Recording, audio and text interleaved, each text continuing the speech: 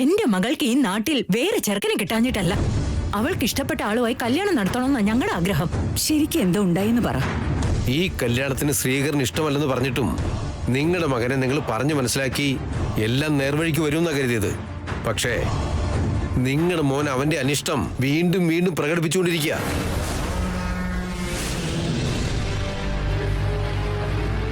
നിഹാരിക ഫ്രണ്ട്സുമായി നിൽക്കുമ്പോ ശ്രീകരനെ കണ്ടപ്പോ പരിചയപ്പെടുത്താൻ പോയി. ആ സമയത്ത് അവൻ അവളോട് സ്നേഹത്തോടെ പെരുമാറണ്ടേ, നന്നായിട്ട് സംസാരിക്കണ്ടേ.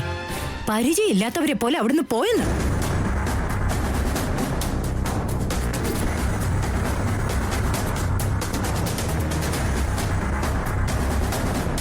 ഒരു ചെറിയ ബന്ധം പോലും കാണിച്ചില്ലാന്ന്. അവളുടെ ഫ്രണ്ട്സ് എല്ലാം പലതരത്തിൽ സംസാരിച്ചു തുടങ്ങിയപ്പോ നിഹാരികയ്ക്ക് ഹേർട്ടായി. ഒരുമാതിരി അപമാനിക്കപ്പെട്ട പോലെ ആയിപ്പോയി. അവൻ വല്ല തിരക്കിലായതുകൊണ്ട് അങ്ങനെ സംഭവിച്ചതായിരിക്കും. ശ്രീകർ അങ്ങനെ ഒരാളല്ല. നിങ്ങൾ അവനെ സപ്പോർട്ട് ചെയ്യുന്നതിലൊരു തെറ്റുമില്ല. ബട്ട് നിങ്ങൾ പറയുന്നത് വിശ്വാസയോഗ്യമാകണം. ശ്രീകറിന് വേണ്ടി നിഹാരിക പ്രാണൻ നൽകാൻ വരെ തയ്യാറായതാ. ഇക്കാലത്ത് ഇത്രയും സ്നേഹിക്കുന്ന പെൺകുട്ടികൾ ഉണ്ടാവൂന്ന് ആലോചിച്ച് നോക്ക്. ഇങ്ങനെയാണെങ്കിൽ നാളെ ഇനി കല്യാണം കഴിഞ്ഞാൽ പോലും ഞങ്ങളുടെ കുട്ടി സന്തോഷത്തോടെ ജീവിക്കുവോ? അവർക്ക് ഒരുമിച്ച് ജീവിക്കാൻ കഴിയുമെന്ന് തോന്നുന്നുണ്ടോ?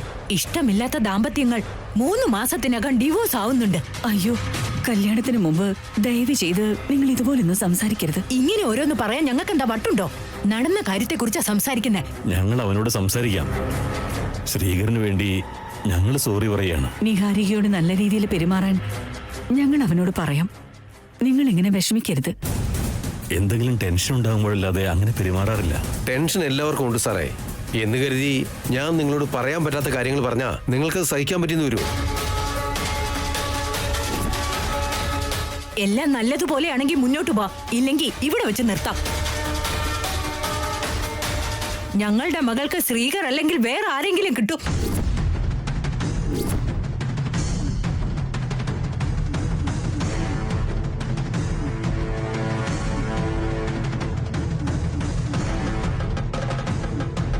എന്റെ അമ്മോ അമ്മോ അമ്മോ, ഭാവി ബന്ധുക്കൾക്ക് ഒരു മര്യാദയില്ലല്ലേ?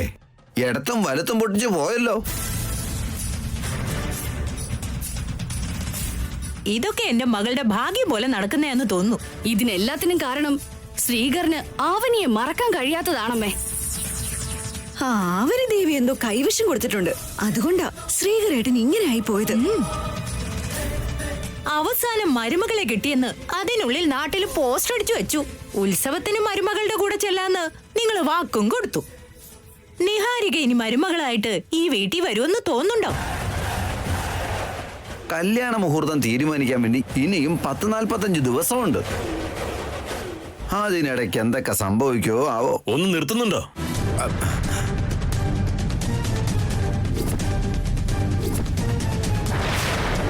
നിങ്ങൾ ഞങ്ങളോടല്ലാതെ പുറത്തുള്ളവരോട് ദേഷ്യപ്പെടാറില്ല. കറക്റ്റായിട്ട് പറഞ്ഞു സിസ്റ്ററെ. ആ പോകാം.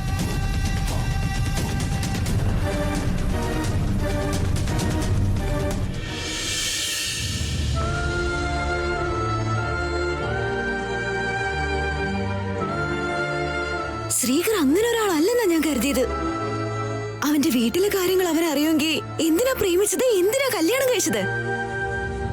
വലിയ വീട്ടിലെ മരുമകളായപ്പോ സന്തോഷിച്ചു. പക്ഷെ ആ വീട്ടിലേക്ക് പ്രത്യേക ജാതകമുള്ള പെണ്ണിനെ വേണോന്ന് ശ്രീകർ പറയണ്ടായിരുന്നില്ലേ? സത്യം മറച്ചുവെച്ച് അവൻ നിന്നെ വഞ്ചിച്ചു. നിനക്ക് ഇത്ര കഷ്ടപ്പാടുകൾ ഉണ്ടാവുമെന്ന് ഞാൻ പ്രതീക്ഷിച്ചതേയില്ല. എന്റെ ജീവിതത്തിൽ ഇനി ഒരു അത്ഭുതങ്ങളും നടക്കില്ല ഗീത. അവസാനിച്ചു, എല്ലാം അവസാനിച്ചു. നിന്റെ കഴുത്തിലുള്ള താലിക്കിനി വിലയില്ല. അതൊരു ചരട് മാത്രമാണ്. ഊരി കളഞ്ഞേക്ക്.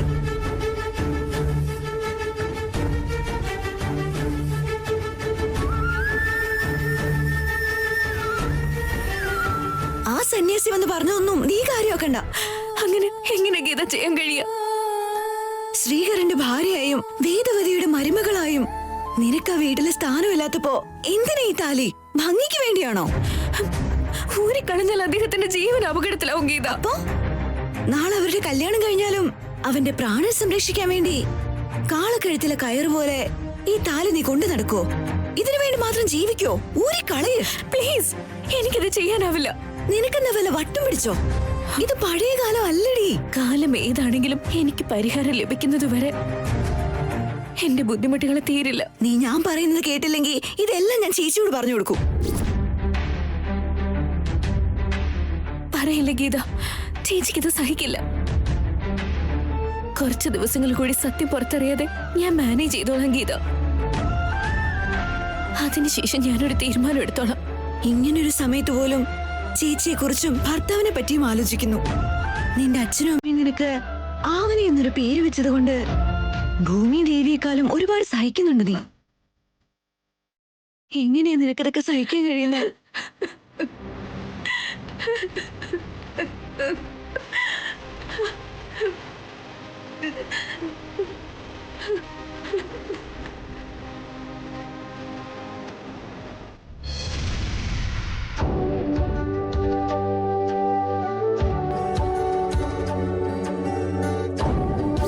അങ്ങനെ ഇല്ലാതാകണമെങ്കിൽ നിങ്ങൾ കഴുത്തിൽ കെട്ടിയ താലി നിങ്ങൾ തന്നെ അഴിക്കണം.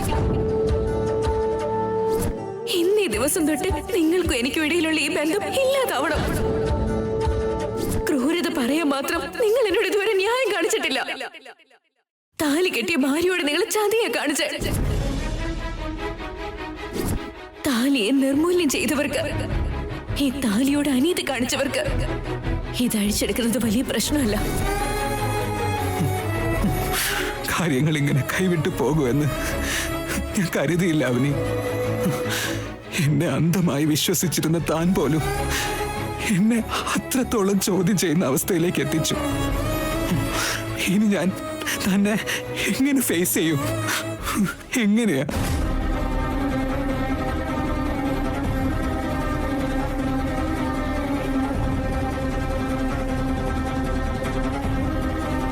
ശ്രീകർ,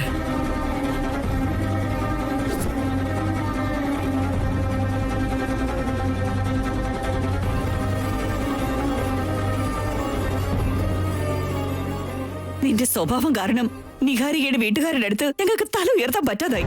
ഞാൻ എന്താ ചെയ്തത് അച്ഛാ? നേരത്തെ നിഹാരികയുടെ പാരന്റ്സ് വന്നിരുന്നടാ. ഈ കല്യാണത്തിന് ശ്രീകറിന് ഇഷ്ടമല്ലെന്ന് പറഞ്ഞിട്ടും നിങ്ങളുടെ മകനെ നിങ്ങൾ പറഞ്ഞു മനസ്സിലാക്കി എല്ലാം നേർവഴിക്ക് വരുമെന്നാ കരുതിയത്. നിഹാരിക ഫ്രണ്ട്സുമായി നിൽക്കുമ്പോ ശ്രീകറിനെ കണ്ടപ്പോ പരിചയപ്പെടുത്താൻ പോയി. ആ സമയത്ത് അവൻ അവളോട് സ്നേഹത്തോടെ പെരുമാറണ്ടേ? അവർക്ക് ഒരുമിച്ച് ജീവിക്കാൻ കഴിയുമെന്ന് തോന്നുന്നുണ്ടോ? ഇഷ്ടമില്ലാത്ത ദാമ്പത്യങ്ങൾ 3 മാസത്തിനകം ഡിവോഴ്സ് ആവുന്നുണ്ട്. നീ കാരണം കല്യാണത്തിന് മുൻപേ അവര് ഞങ്ങളോട് ഒന്ന് വഴക്കുണ്ടാക്കി. നീ അങ്ങനെ ചെയ്തോണ്ട് ഞങ്ങൾ അവരുടെ മുന്നിൽ എത്ര ചെറുതായി പോയി എന്ന് ആലോചിക്കുക. ശരിക്കും എന്താ നിന്റെ പ്രോബ്ലം? അമ്മേ, എന്റെ മനസ്സിന് തീരെ സുഖമില്ല. എന്നൊന്ന് വെറുതെ വിട്.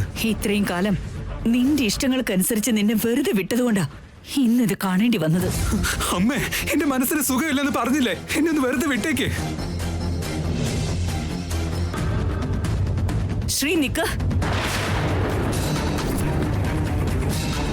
മനസ്സിനെന്താ സുഖമില്ലാത്ത? എന്താണ് നിനക്ക് പറ്റിയത്? എന്തെങ്കിലും വിഷമമുണ്ടോ നിനക്ക്? അതോ മനസ്സിൽ വേറെ ആരെങ്കിലും ഉണ്ടോ? നീ ആരെങ്കിലും പ്രേമിക്കുന്നുണ്ടോ? അങ്ങനെയുണ്ടെങ്കിൽ പറയടാ. നിഹാരികയുമായിട്ടുള്ള കല്യാണം ക്യാൻസൽ ചെയ്ത് ആ കുട്ടിയുമായിട്ട് നിന്റെ കല്യാണം നടത്താം. വിവാഹ നിശ്ചയം പോലും കഴിഞ്ഞ് കല്യാണം മുടങ്ങിപ്പോയാ കാണുന്നവരൊക്കെ പലതരത്തിൽ ഇതിനെക്കുറിച്ച് പറയും. നമ്മുടെ കുടുംബ പേര് വരെ നഷ്ടപ്പെടും.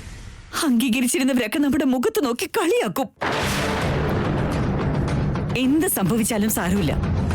നിനക്ക് ഇഷ്ടപ്പെട്ടൊരു കുട്ടിയുമായി കല്യാണം നടത്തിയ കുറഞ്ഞത് നിന്റെ ഇഷ്ടമെങ്കിലും നടക്കുമല്ലോ ശ്രീകർ. ഞങ്ങൾ കണ്ടെത്തിയ ബന്ധത്തിന്റെ കാര്യത്തില് ഒരു അനിഷ്ടം ഉണ്ടായാൽ ഞങ്ങൾക്കും അത് സഹിക്കില്ല.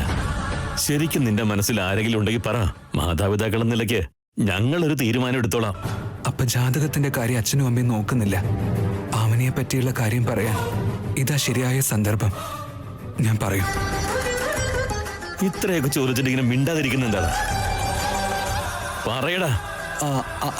ആ പെണ്ണിന്റേത് നമ്മൾ ആഗ്രഹിച്ച ജാതകമാണെങ്കിൽ ഒരു നിമിഷം പോലും ഞാൻ മറിച്ച് ചിന്തിക്കില്ല. ഉടൻ ഉടനെ ആ കല്യാണം നമുക്ക് ക്യാൻസൽ ചെയ്യാം. ഇതിനേക്കാൾ ഒരച്ഛനും അമ്മയും ഒരിക്കലും ഇതുപോലൊരു അവസരം തരില്ല.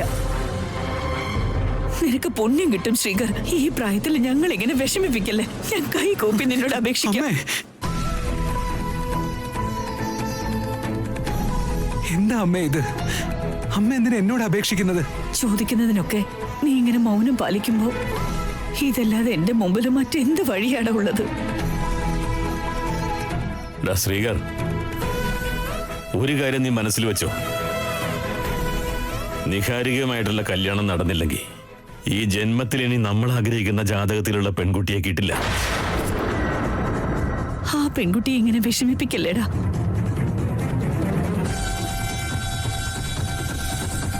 ശരി അമ്മേ, ഞാൻ പോയിട്ട് നിഹാരികയെ കണ്ടോളാം.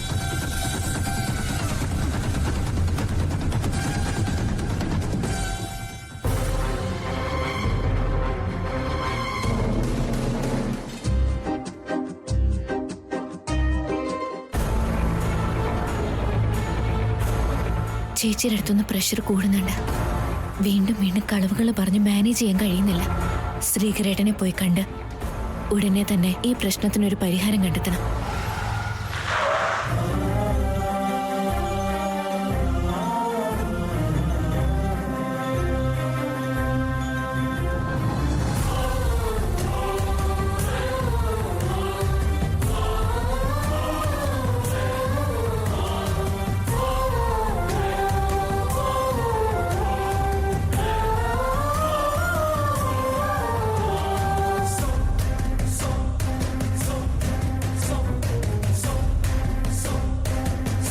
ഹായ് ശ്രീകരേട്ട. ഹായ്.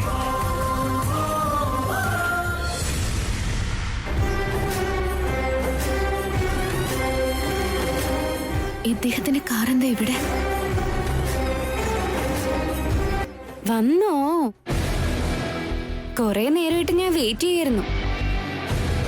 ഇരിക്കേട്ടാ.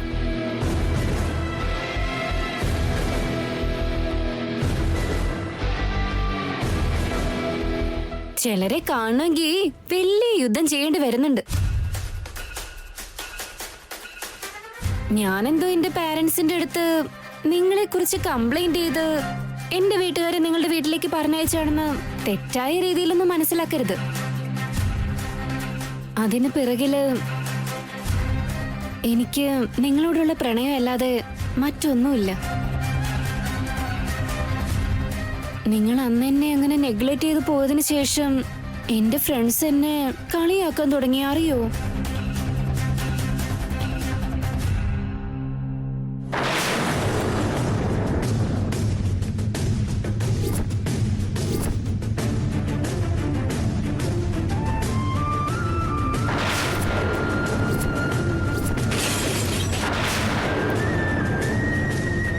കാർ റേസ് നടക്കുന്നുണ്ടോ ഇവിടെ? എന്തിനാ നീ ഇത്ര സ്പീഡിൽ വരുന്നത്? എന്റെ കാറിന് മാത്രമല്ല, എനിക്കും സ്പീഡ് ഇത്തിരി കൂടുതലാണ്.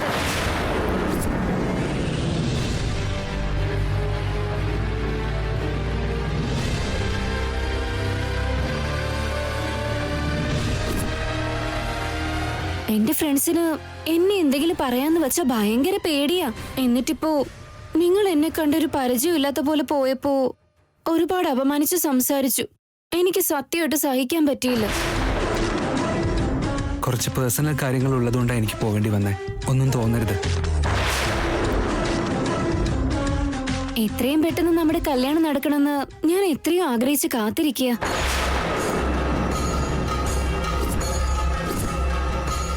എന്താന്ന് വെച്ചാ ഇപ്പോ ഞാൻ നിങ്ങളെ പ്രേമിക്കുന്നുണ്ട്. അപ്പോ നിങ്ങളും എന്നെ പ്രേമിക്കുമല്ലോ. എന്നെ പോലൊരു പെൺകുട്ടി നിങ്ങളെ പ്രാണനെ തൊലി സ്നേഹിച്ച് കല്യാണം കഴിക്കാൻ വന്ന നിങ്ങൾക്ക് അതിന്റെ യാതൊരുവിധ സന്തോഷവും ഇല്ലാത്തത് എന്താ?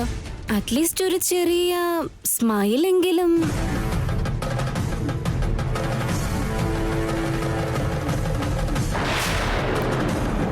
എന്തോ ഞാൻ ചോദിച്ചെന്ന് കരുതി ചിരിച്ചതാണല്ലേ? അത് പക്ഷെ നിങ്ങളുടെ മനസ്സിൽ നിന്ന് വന്നതൊന്നും അല്ല. അങ്ങനെയൊന്നും അല്ല. അങ്ങനെയൊന്നും ഇല്ലെന്ന് പറയുന്നുണ്ടെങ്കിലും എന്തോ ഉള്ളതായിട്ട് തോന്നുന്നുണ്ട്. എനിക്ക് ഫേസ് റീഡിംഗ് വഴി കണ്ടെത്താൻ കഴിയുമേട്ടാ. ശ്രീകരേട്ടൻ കല്യാണം കഴിക്കാൻ പോകുന്നത് ഈ പെണ്ണിനെയാണോ? വേറെ എന്തൊക്കെയാ വിശേഷങ്ങള്? നത്തിങ്. സിമ്പിൾ ആയിട്ട് നത്തിങ് എന്ന് പറഞ്ഞാൽ എങ്ങനെയാ? എന്തെങ്കിലും പറയേട്ടാ. താൻ പറഞ്ഞോളൂ, ഞാൻ കേട്ടോളാം. അത്രേ ഉള്ളോ? എന്തിനാ ഇങ്ങനെ സീരിയസ് ആയിട്ട് ഇരിക്കുന്നെ?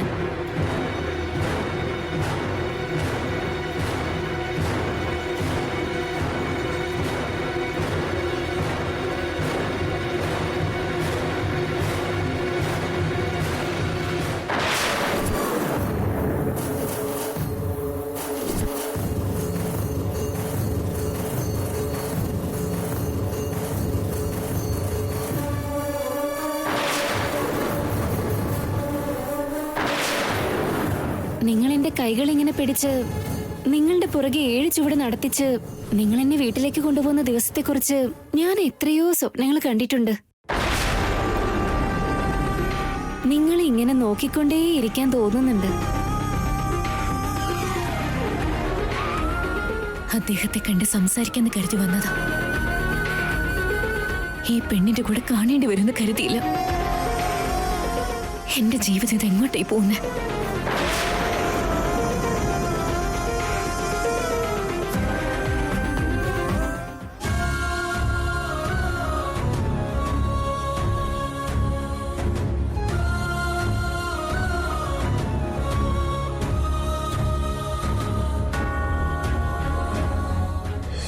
വേദവതിയുടെ വീട്ടുകാരുമായി നമ്മൾ അരുതാത്തതൊന്നും പറഞ്ഞില്ലല്ലോ. ഏയ് അങ്ങനെയൊന്നുമില്ലെന്നേ.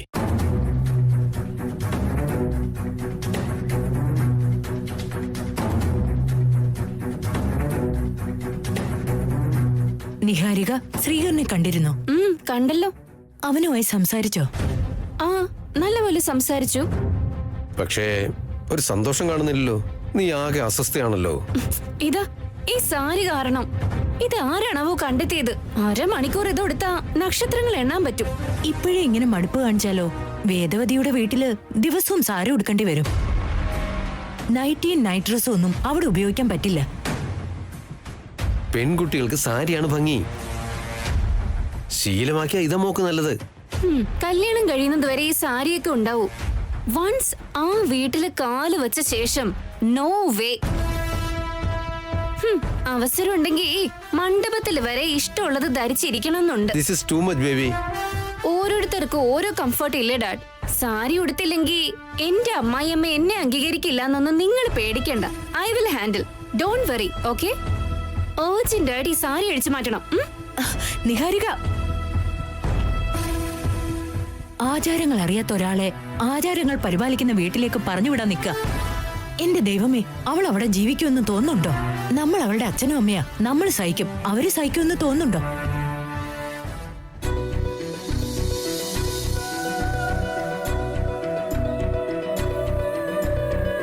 നിങ്ങളുടെ ട്രഡീഷൻസിന്റെ പേര് പറഞ്ഞ എന്റെ പാരന്റ്സ് ഒരുപാട് പേടിക്കുന്നുണ്ട്. ബട്ട് എനിക്കൊരു വിശ്വാസമുണ്ട്. ഭാര്യ പറഞ്ഞ ഭർത്താവ് കേൾക്കും, മകൻ പറഞ്ഞ അച്ഛനും അമ്മയും കേൾക്കും. Am I right, ശ്രീകരേട്ടാ? നിഹാരികയുടെ ശരിക്കുള്ള സ്വഭാവം കല്യാണം കഴിയുന്നത് വരെ മറച്ചു വെക്കാൻ കഴിയോ? അല്ലെങ്കിൽ ആരെങ്കിലും പറഞ്ഞ് പുറത്തറിയുമോന്ന് പേടിയുണ്ട് എനിക്ക്.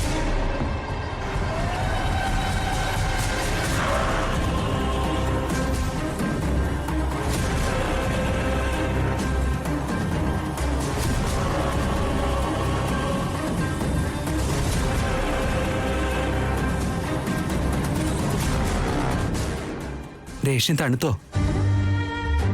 പാവങ്ങളുടെയൊക്കെ ദേഷ്യം കുറഞ്ഞാൽ എന്താ, ഇല്ലെങ്കിൽ എന്താ അല്ലേ? നമ്മുടെ സുഖവിവരങ്ങളെ കുറിച്ച് അന്വേഷിക്കാൻ വേണ്ടിയല്ല ഞാൻ വരാൻ പറഞ്ഞത്. ഒരു പ്രധാനപ്പെട്ട കാര്യത്തെക്കുറിച്ച് എനിക്ക് നിങ്ങളോട് സംസാരിക്കാനാ വരാൻ പറഞ്ഞേ. എന്താ അത്? നിങ്ങൾ കല്യാണം കഴിക്കാൻ പോകുന്ന പെൺകുട്ടി ആരാ? അവളുടെ പേര് നിഹാരിക. ആ പെൺകുട്ടിയെ കല്യാണം കഴിക്കാനൊന്നും എനിക്ക് ഉദ്ദേശമില്ല. വേറെ വഴിയൊന്നുമില്ല. കല്യാണ മുഹൂർത്തം ഫിക്സ് ചെയ്യുന്നതിന് മുൻപ് എങ്ങനെയെങ്കിലും ഈ കല്യാണം ഒന്ന് മുടങ്ങിപ്പോവാൻ വേണ്ടി ഞാൻ ദൈവത്തോട് എന്നും പ്രാർത്ഥിക്കുന്നുണ്ട്. ഒന്ന് എന്നെ മനസ്സിലാക്കാവനി. ഏട്ടാ, അർത്ഥമില്ലാത്ത ജീവിതം എന്റേത്. അപ്പൊ ഞാൻ എന്ത് മനസ്സിലാക്കാനാ? എന്റെ കുടുംബത്തെക്കുറിച്ച്, ഞങ്ങളുടെ ആ ഗ്രാമത്തെക്കുറിച്ച് എന്നെക്കാളും തനിക്ക് നന്നായിട്ട് അറിയാലോ. അങ്ങനെയുള്ളപ്പോ എന്റെ അവസ്ഥ തനിക്കൊന്ന് മനസ്സിലാക്കിക്കൂടെ?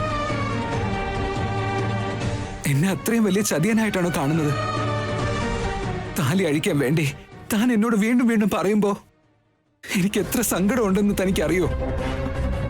എല്ലാവർക്കും ഓരോരോ വിഷമങ്ങളുണ്ട്. എനിക്ക് നിങ്ങളെ വേണം. നിങ്ങളുടെ അമ്മയ്ക്കാണെങ്കിലോ ജാതകം ചേരുന്ന ഒരു മരുമകളെ വേണം. ഞാൻ വാശി പിടിച്ച് നിങ്ങളുടെ വീട്ടിലേക്ക് കാലെടുത്ത് വെച്ച് നിങ്ങളുടെ അമ്മയുടെ മരണത്തിന് കാരണമാകാൻ വയ്യ.